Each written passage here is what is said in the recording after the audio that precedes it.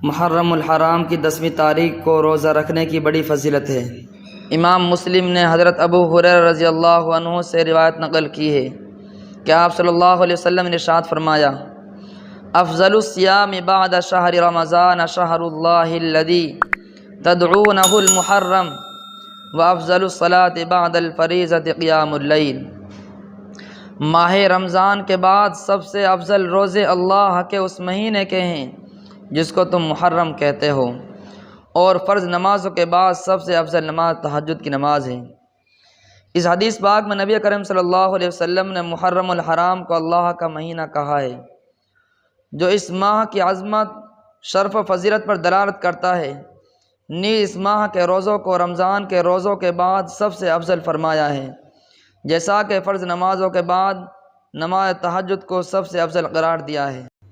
حضرت ابو قتادہ رضی اللہ عنہ سے منقول ہے کہ نبی کریم صلی اللہ علیہ وسلم نے ارشاد فرمایا: صیام عاشوراء احتسب علی اللہ ان یکفر السنۃ التی قبلہ، رواہ مسلم۔ یعنی میں حق تعالیٰ سے امید رکھتا ہوں کہ عاشوراء کا روزہ گزشتہ 1 سال کے صغیر گناہوں کا کفارہ بن جائے گا۔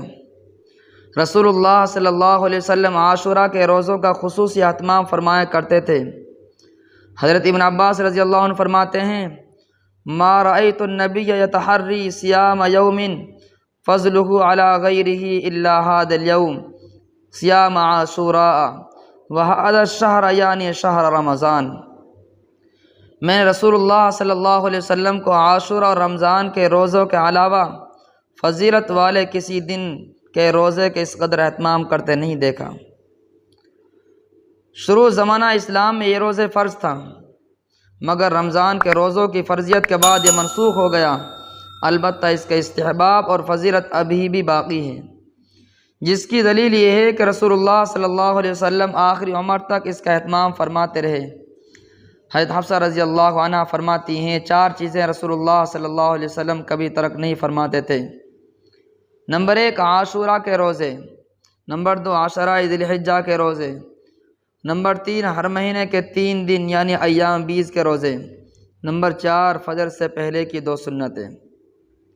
مگر چونکہ اس روز یہود بھی روزہ رکھتے تھے، اس لیے ان کی مشابہت سے بچنے کے لیے آپ نے اپنی وفات سے 1 سال قبل ارشاد فرمایا تھا: صوموا عاشوراء وخالفوا الیہود صوموا قبلہ یوما وبعدہ یوما۔ تم یوم عاشوراء کا روزہ رکھو، لیکن یہودیوں کی مخالفت کرو، وہ اس طرح کہ 1 دن پہلے یہ 1 دن بعد کو ملا کر رکھو۔ اس لیے 10ویں تاریخ کے ساتھ 9ویں یا 11ویں تاریخ کا روزہ ملانا چاہیے تاکہ یہودیوں کی مخالفت ہو جائے۔